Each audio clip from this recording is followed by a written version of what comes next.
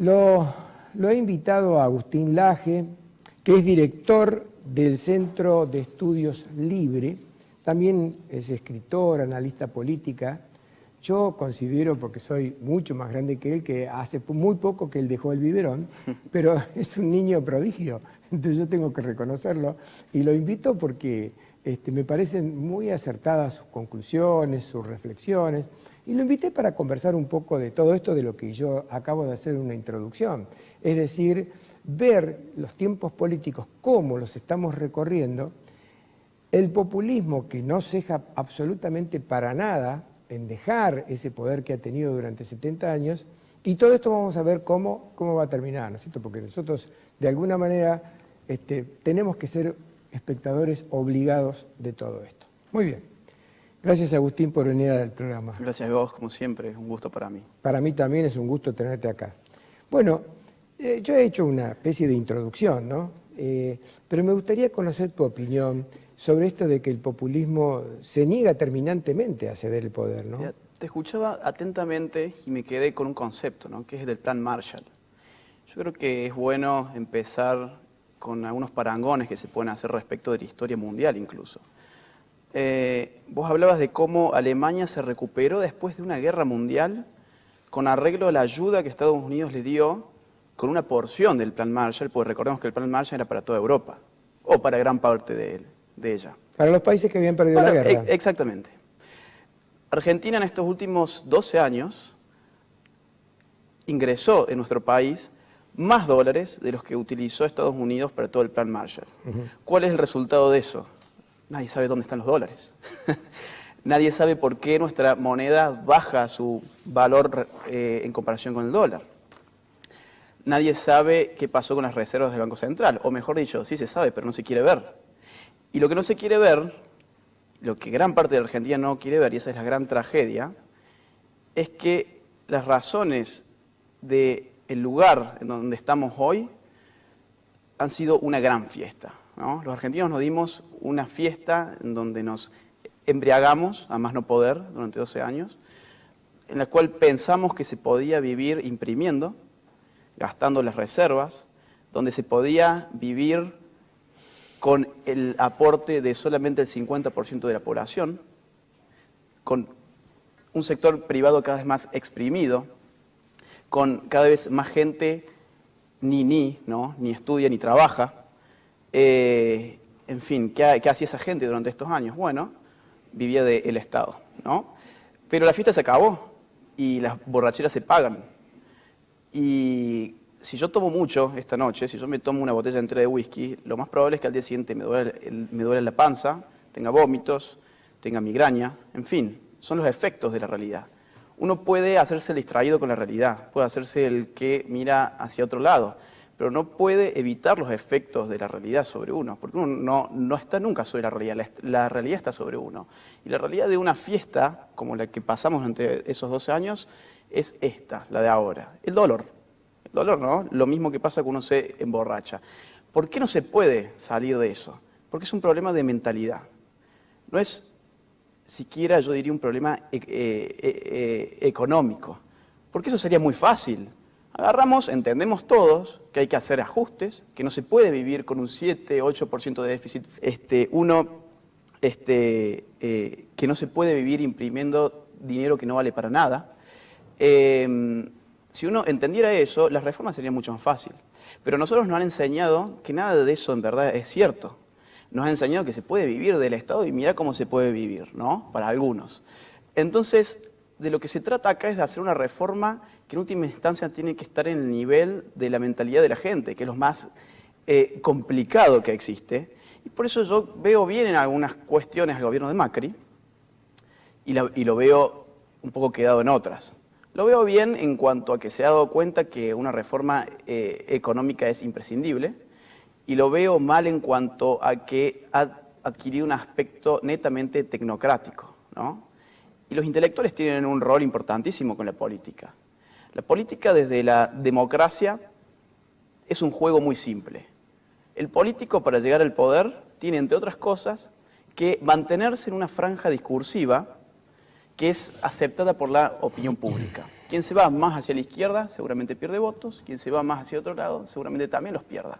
Hay una franja que está establecida. La buena noticia es que los límites de esa franja son móviles. ¿Quién los mueve? ¿El político con sus discursos? No lo creo. Porque si el político se sale de los límites de esa franja, pierde votos, va contra la lógica de poder que el mismo político tiene que llevar a cabo. ¿Quiénes son los que las mueven? Son los intelectuales, en términos amplios. Las personas que no están atrás del poder por el poder, sino que están atrás de la cultura por la cultura, ¿no? Eso a mí me parece entonces imprescindible para el gobierno de Macri, y es algo que sí vio el kirchnerismo, por ejemplo, ¿no? Sí lo vio con sus esfuerzos de montar, por ejemplo, Carta Abierta, sí vio con sus alianzas con la gente de Página 12, toda gente muy intelectual, ¿eh? La CLO. Con la CLO, Chantal Mouffe, etcétera, ¿no? Hay mucha gente dando vuelta. Instalaron un relato, y a nosotros nos hicieron creer, desde la caída del muro de Berlín, que las ideologías ya no existían. Nos lo dijo Francis Fukuyama, nos lo dijo Daniel Bell. Las ideologías ya no existen, estamos en el mundo de la técnica, estamos en el mundo de la computadora, ¿no? Pero hoy vemos que las ideologías sí existen y que las ideologías tienen un efecto tan importante sobre nuestra realidad que son capaces de transformarla. Es decir, transforman la forma en que nosotros vemos la realidad de tal manera que nuestro actuar es distinto. Yo veo hoy mucha gente, por ejemplo, que se sorprende porque recién, después de 12 años, se da cuenta que había algo llamado inflación. ¿No? Yo veo gente que se sorprende porque recién se da cuenta que la gente se muere en Argentina o que hay pobres, ¿no? Era gente que estaba cegada por la ideología. Ese es el poder de la ideología, que lamentablemente nosotros no supimos ver. Porque mientras la gente que festejaba la caída de la Unión Soviética y declaraba que estábamos en el fin de la historia, empezamos a creer que las cosas se manejaban a nivel técnico, exclusivamente técnico. Y la izquierda supo que es una falacia. De hecho, ellos lo escribieron y lo usaron como estrategia. Era una gran falacia. La ideología es importantísima para el hombre. El hombre es un animal simbólico. El hombre necesita de relatos. La política es un relato. La política es un gran relato. ¿Qué rol juegan en todo esto? Perdóname la interrupción. Las religiones. Bueno, son importantes, pero cada vez menos. Los procesos de secularización, por lo menos de la Revolución Francesa hasta ahora, han sido muy importantes. Las tecnologías han... Porque también, como hablaste de la palabra que el hombre necesita un relato... Necesita relatos que en la democracia, ¿no? El rol que tenía la religión antes, que era darle un fundamento teológico, en ese caso, al poder, las ideologías pasan ahora, conforme a nuestro nuevo sistema, a ocupar ese rol. Pero vos fíjate que el fundamento simbólico siempre tiene que estar. Emane desde Dios o emane desde algo tan metafísico como Dios, que es el pueblo. Claro. ¿No? Tan metafísico que lo lleva a la CLO a sentenciar, es una frase que me gusta mucho, pues revela lo que el populismo es, que el pueblo no es la totalidad, el pueblo no es la totalidad de todos nosotros, el pueblo simplemente es una parcialidad que tiene el poder para arrogarse la condición legítima de la totalidad. O sea, aplastar a las minorías. El populismo es eso. Y con lo que se ha encontrado ahora el populismo es con que la correlación de fuerzas respecto de los que están en favor de la República ha cambiado. Y vemos, por ejemplo, cómo se empiezan a aparecer nuevos fenómenos como los scratches a Zanini. ¿Era posible un scratch a Zanini hace 5 o 6 meses? No. ¿Se animaba alguien a hacer eso? No.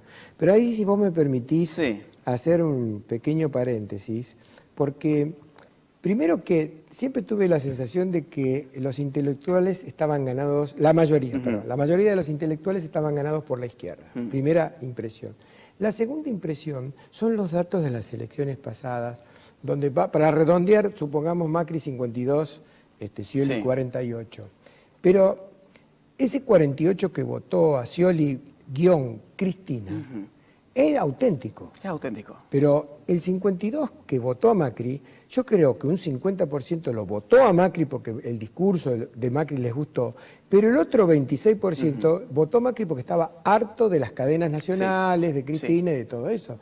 Quiere decir que genuinamente Macri hoy no tiene la mayoría de los votos en este país. Hay que ver que si este dilema que estamos teniendo que atravesar, que yo calculo que recién en el último trimestre se van a empezar a ver las primeras líneas y recién en marzo va a arrancar la economía en serio a crecer, a Macri le quedan 7 meses hasta octubre para dar vuelta a todos los conceptos e intentar ganar, porque si no gana, le va a pasar lo mismo que a Alfonsín en el 85, que perdió la legislativa y perdió el poder.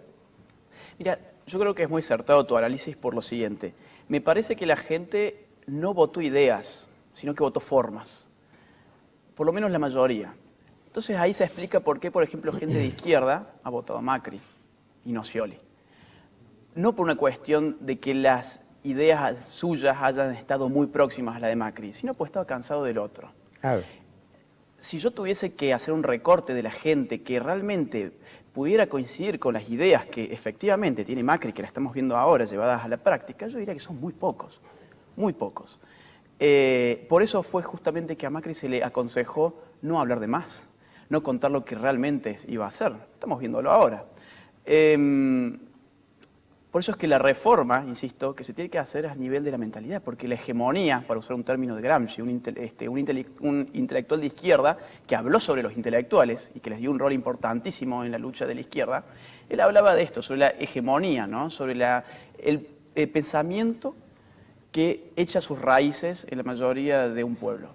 Y el pensamiento que ha echado sus raíces en la mayoría de nuestro pueblo ha sido un pensamiento estatista, incluso en gente que le ha dado su voto a Macri. Macri tiene que hacer sus reformas económicas, pero tiene que montar, no sé si desde el Estado, yo ahí tengo la verdad muchas dudas, porque como liberal yo no podría aceptar que desde el Estado se financie intelectuales, pero tendría por lo menos que empezar a crear un relato épico que vaya más allá de lo técnico. Por eso están diciendo muchos que el grupo de Macri está fallando en las comunicaciones. Sin ¿no? dudas, sin lugar a dudas. Están partiendo, discúlpame, están partiendo sobre una base falsa que es pensar que las grandes mayorías son racionales en lugar de ser, no digo sentimentales, sino el otro término es que piensan más con el corazón que con la cabeza. Sí, sin dudas. Y ahí se está equivocando Macri pensando de que va a poder cautivar a las grandes mayorías con demostraciones técnicas, económicas. La gente, doña Rosa, como a veces decía Bernardo Neusta, poco le preocupa si el PBI baja o sube, si la balanza comercial es gananciosa o perdidosa. Quiere tener su sueldo, comprar las zapatillas de los chicos. Un ciudadano de a pie entiende la realidad política, digamos, con arreglo a dos factores. Por un lado, su bolsillo es imprescindible, ¿no? Si las cosas están mal, bueno, uno le echa la culpa al que está arriba. Pero por otro lado, si uno está bien, lo que necesita es que se le explique por qué está bien. Si está mal, es necesario que se le explique por qué está mal. Si hoy estamos mal, yo haría muchísimo más hincapié en explicar cuál fue el legado, algo que se ha hecho, pero no se ha hecho todo lo que se tendría que haber hecho. ¿Cuál fue el legado? ¿De dónde se viene? ¿Qué se ha hecho estos últimos 12 años? Eso es algo que para mí Macri está fallando. Macri está fallando porque tendría que mostrar de qué pozo estamos intentando salir. Y no veo que lo logre muy bien, ¿no? Por lo que te digo. Que hay gente que el relato le ha cegado tanto que se piensa que la inflación es algo de este año, sí. Que se piensa que la inseguridad es algo nuevo. Vos sabés que cuando uno empieza a ir para atrás y dice, bueno, a ver, después o antes de Kirchner, qué pasó con Duhalde y anterior qué pasó con De la Rúa, dentro del periodo democrático, uno llega hasta Raúl Alfonsín, que cargado de buenas intenciones democráticas, falló en toda la economía. El primer error para mí que cometió fue haberlo nombrado a Bernardo Grispum ministro de Economía. No tenía la menor idea a quién estaba poniendo. Un mono con un palo dentro de un bazar, hizo un desastre. Pero si uno sigue yendo para atrás, llegamos primero a la primera concepción de Juan Domingo Perón, cuando él, llegado recién de Italia en el 40, casi 41, embebido de las ideas de Mussolini, habiendo participado de las brigadas alpinas, le cuenta a los otros generales, Ramírez, Farrell, las ideas fascistas que traía, que por otra parte estaban de moda en Europa y estaban no mal vistas en Argentina, a tal punto que en el golpe del 30, que da Uriburu a Irigoyen, la Suprema Corte de Justicia, el 15 de septiembre, saca una acordada dándole el visto bueno al golpe, a un golpe fascista. Sí, sin duda. Entonces, cuando uno empieza a ver, cree, yo por lo menos, ver que podría estar allí el origen de todo este proceso que vino después. Si uno ve desde el 46 hasta hoy nuestra historia económica, pongámoslo en un gráfico, ¿no? Nuestro déficit fiscal. ¿Qué significa? Que el Estado gasta más de lo que le ingresa, simplemente. Si uno ve esa historia, se va a dar con la sorpresa de que a cada crisis fiscal que hemos tenido le ha seguido endeudamiento o inflación. Es lo que estamos viviendo ahora. Somos un pueblo que repite sus errores constantemente, porque no puede entender de que nadie, a nivel individual ni social, puede vivir gastando más de lo que le ingresa. Y no puede explotar a la gente que hace que esos ingresos sean una realidad, que es lo que hace el estatismo y el populismo. Así es. Y yo me ilusioné mucho cuando escuché la descripción del Plan Belgrano, porque si yo no escuché mal, me pareció que el Plan Belgrano está destinado a generar riqueza en el norte argentino, que es donde ha ganado siempre el populismo, y en el sur también un poco, pero no tanto. Pero en el norte, ahí hablamos de más o menos 12 millones de habitantes, a los que hay que rescatarlos. Pero el rescate, y ahí es donde yo me ilusioné, y todavía quiero ver qué y cómo lo van a hacer, es porque se habla de recuperar a la gente desde el punto de vista económico, dándoles un trabajo, pero también desde el punto de vista cultural, dándoles un estudio, un mínimo conocimiento para que se transformen, que dejen el hacha, cargar una bolsa y pasen a ser carpinteros, plomeros, electricistas, programadores de software. Entonces, que nunca más nadie pueda venir a engañarlos prometiéndoles lo que después no van a cumplir. Hay que ver lo que hizo Gildo Infran, por ejemplo, en el norte, en su provincia. Son feudos. Y lo que pasa es que hay mucha gente que le conviene, ¿no? Mantener a la gente en su ignorancia y hasta hacer a la gente cada vez más pobre. Sí, claro. Porque cuando a la gente se le hace cada vez más pobre y más ignorante, lo que se logra es ponerse en la posición del padre, claro, ¿no? El padre con el hijo. Yo te voy a dar estas migajas a cambio de que vos creas en mí, de que vos hables como yo hablo, que vos digas lo que yo digo, que vos me votes. Eso es lo que se ha hecho acá. Yo veía la manifestación cuando volvió Cristina Kirchner, cuando la trajeron, ¿no? Sí, a Buenos Aires. Y lo que uno veía era un extracto social medio bajo, que después, curiosamente, cuando todo eso se acababa, mientras aquella se iba a su mansión, con sus honores, con sus mucamas, con sus lujos, con sus joyas, con sus zapatos, toda esta otra gente que la fue a recibir se volvía a las villas. Así es. Es muy triste y es muy feo incluso que salga de mi boca de esa manera, pero en general es así. Y uno piensa, ¿qué tiene que pasar para que una multimillonaria, que se hizo multimillonaria en el sector público, lo cual significa a costa de toda esa gente, reciba el cariño de toda esa gente para con ella, ¿no? Es un poco el síndrome de Estocolmo. Yo ahí debe ser por los años, ¿no? En la antigua Grecia, cuando alguien superaba los 70 años, pasaba a integrar el Consejo de la Sabiduría, que era el Consejo de los Ancianos. Yo ya estoy en el Consejo de los Ancianos, creo. Y entonces, para mí, ya no tengo dudas. Para mí, el populismo pasa por dos ejes, la pobreza y la ignorancia. La única manera de poder salir de esa situación es dándole un cuadro cultural de contexto a la población, sobre todo a las grandes clases pobres y marginales, para que comiencen a cambiar su pensamiento, a mutarlo de alguna manera, sacar eso que fue metido genéticamente, ahora lo tienen, porque ya el abuelo o el bisabuelo no viven más, que iban a gritar a Plaza de Mayo, por Perón, la vida por Perón, lloraban con Evita. No existen más, pero es como que se transmitieron genéticamente. Yo muchas veces he explicado, pero ¿cómo memoria genética? La memoria genética existe. Cuando un pichón de paloma va volando por primera vez en su vida y ve que en la Tierra se proyecta una sombra que es mayor que el de ella, sale huyendo porque sabe que atrás hay un halcón, un carancho que se la va a comer. Claro. Es memoria genética lo que está transmitiendo. Bueno, el populismo, el pueblo ha heredado genéticamente esa memoria y por eso el populismo no es algo racionalmente impuesto, sino que es un sentimiento.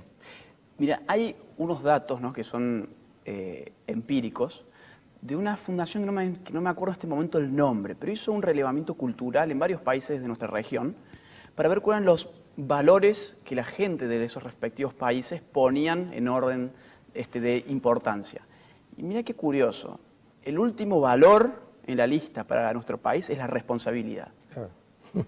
Y el primer valor, o sea, todos eran palabras lindas, ¿no? O sea que todas son importantes, pero el primer lugar era para la solidaridad, que es un valor importante, pero que en Argentina, por solidaridad y más bajo el populismo, no se entiende el acto de la caridad de que yo voluntariamente ayudo a mi prójimo, sino que se entiende la coacción para ayudar con el dinero de otros, no con el mío, a otras personas, ¿no? El juego de Robin Hood. Claro. Yo le saco a unos para darle a los otros, no doy el fruto de mi trabajo y eso le vamos a llamar la solidaridad. Pero la solidaridad por definición es un acto voluntario, solamente que nosotros no la entendemos bien y por eso la ponemos allá arriba y la responsabilidad al último. Es interesante, ¿no? Porque incluso con tragedias como la cuestión esta de la fiesta de las drogas, yo creo que todas estas cosas de todos los días nos marcan a nosotros por dónde estamos yendo. ¿Quién reparó en la responsabilidad individual de las personas que murieron ese día? Claro. Vos venís de haber estado viviendo los últimos 5 meses en los Estados Unidos, me has contado sí. que has ido a practicar tu inglés sí. y por eso te fuiste a trabajar allá. Sí. Ahí te permite valorar comparando lo que vos ves en Estados Unidos y lo que vos ves en la Argentina. Yo me parece interesante preguntarte por qué un argentino, que acá es total y absolutamente transgresor, va a Estados Unidos y se comporta como un monje beduino. ¿Y por qué un habitante de los Estados Unidos llega a la Argentina y a los 4 días pasa los semáforos en rojo y todo? ¿Qué es lo que está fallando en Argentina que no falla en los Estados Unidos? Es la importancia del sistema de incentivos que tienen las instituciones. Si yo voy por la ruta de Córdoba a Carlos Paz, pongámosle a 150 km/h, tengo altas chances de que no me vea nadie, que no me pongan ninguna multa, que no me frenen. Pero si yo me excedo un poquito, 5 millas o menos, en una ruta de Estados Unidos, lo más probable es que te va a pagar unos $500 de multa. Y te digo porque me pasó. En definitiva, la frase entonces sería: los pueblos más desarrollados del mundo son esclavos de la ley. Son esclavos de la ley y leyes que generan incentivos que son claros, ¿no? Y allá todo funciona por eso, y hay algo cultural que yo lo vi y que me impactó, es como a los chicos tengan o no plata, su familia tenga o no tenga plata, se les enseña desde chicos el valor del trabajo. Y así tenemos, yo conocí mucha gente con mucho dinero, que sin embargo a los 18 años estaba con algún trabajo part-time, al menos, para poder tener sus propios ingresos. Cosa que acá, general hasta los 24, 25 años no se empieza a hacer. No, pero aparte se van a trabajar de mozos en las estaciones de servicio, es decir, y son hijos de ricos de repente que tienen grandes empresas. Exactamente, yo he visto eso muchísimo, pero es por el valor que se le inculca a nivel simbólico, no tanto por lo que después ese chico tenga en su bolsillo. Eso es importantísimo, ya que eso no existe. El tema de seguridad e inseguridad, ¿qué reflexión te mueve? Yo creo que al mismo tiempo es una cuestión de incentivos también, ¿no? Si uno tuviese unas fuerzas de seguridad con el financiamiento que tendrían que tener, con la capacidad que se les debería otorgar, con el entrenamiento que se les debería brindar, al nivel que lo exige el mundo de hoy, las cosas serían muy distintas. El gran problema es que nuestras fuerzas de seguridad, por la ideología imperante, han sido siempre la última escoria de la sociedad, ¿no? Nosotros, basta simplemente con escuchar alguna de las canciones de moda, ¿no? Son en general contra la policía, etc. La cultura siempre nos marca por dónde está pensando una sociedad. Y si se lograra revitalizar a las fuerzas de seguridad, darle los equipamientos que hacen falta, que tienen el mundo moderno, y darles el entrenamiento, que no sean 6 meses solamente, ¿no? Otra sería la historia. Y penas duras. Basta de la doctrina de Zaffaroni, basta de que entran por una puerta, salen por la otra. Porque pues volvemos a lo mismo. Los incentivos que las instituciones marcan son claves para la determinación racional de nuestras pautas de acción. Yo voy a pensar seguramente 2 veces antes de robarte a vos tu celular, si yo sé que mis probabilidades de que yo salga y me metan presos durante algún buen tiempo son altas. Yo seguramente me voy a a lanzar ese riesgo si sé que como mucho irán, estaré una sola noche ahí y al día siguiente me sacarán de allí, ¿no? Entonces los incentivos son imprescindibles, pero es políticamente incorrecto hablar así. Yo hablo así justamente porque hablamos hace un rato, los intelectuales tienen que hablar así para poder mover las franjas discursivas. El político lamentablemente no lo puede hacer porque hay una hegemonía de un pensamiento políticamente correcto que nos ha puesto al delincuente como la víctima de la sociedad. Así es. Así es. Y están custodiando el interés particular del delincuente. Exacto. Y no el interés general de la sociedad. Algún día, yo no sé cómo, porque la sociedad, por ejemplo, ahora uno ve que está metiendo presión contra la justicia. Realmente, yo el otro día dije en un programa, tenemos poder judicial y no tenemos justicia. ¿Seguro? Y me llamaron por teléfono mucho para decirme, che, qué duro contra los jueces y los fiscales, pero es que o son ineptos o son corruptos, no sé qué decir, realmente. Es así, es muy impactante para mí ver la celeridad, entre comillas, en algunos términos sí, en algunos otros no, que ha tomado la justicia desde el cambio político, porque eso habla de a las claras de la sujeción política que tenía la justicia. ¿Cómo es que después de que cambia el signo político, la justicia rehabilita una causa como Skanka, ¿no? Claro, que ya habían sacado. ¿Cuánto? ¿Estamos hablando del 2007? Así es. ¿El 2008? No, antes. ¿2005? Skanka fue el primer problema que tuvo Julio De Vido. Sí, exacto. El primer problema que tuvo creo que fue por el 2004-2005, por ahí. ¿Y cómo es que recién ahora, 10 años más tarde, la justicia se da cuenta que había algo allí? O lo de Lázaro Báez. Mira, a mí me parece impactante que un programa de televisión haya hecho más por la justicia, que no es lo mismo que el Poder Judicial, por eso la distinción me parece fabulosa. La justicia no es lo mismo que el Poder Judicial. El Poder Judicial es la institución que tiene el Estado para respaldar un fundamento de su existencia, que es la justicia, que es anterior al Estado. Claro. El Estado se constituye, según Locke, para ejecutar la justicia, claro, no para crearla, para ejecutarla, porque es anterior. Entonces, ha hecho más un programa como Periodismo para Todos por el valor justicia de lo que ha hecho el Poder Judicial. ¿Cómo se explica eso, no? Tanto es así que ir contra Lázaro Báez ha sido posible gracias al accionar del periodismo, de ese cuarto poder, que encima es financiado por privados, no por el interés público, que realmente es el que tiene que bregar y velar porque la justicia sea un valor que se aplique en nuestra sociedad.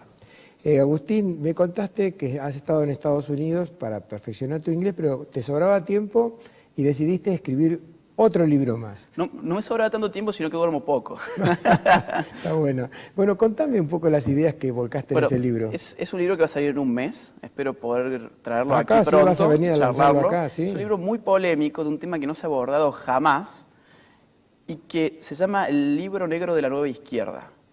Es un libro que se propone desentrañar las nuevas máscaras que la izquierda ha ido construyendo después de la caída del muro de Berlín, después de la implosión de ese comunismo real, salvaje y genocida del siglo pasado.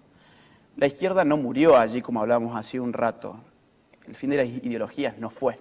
Entonces, ¿cuáles son las nuevas ideologías que están llevándonos por el camino de una nueva izquierda? Bueno, son la ideología de género, el indigenismo, es el ecologismo, el derecho humanismo entendido como los derechos humanos solamente para los delincuentes y no para las víctimas, que era un poco lo que hablábamos hace un rato. En fin, todo este plexo discursivo es lo que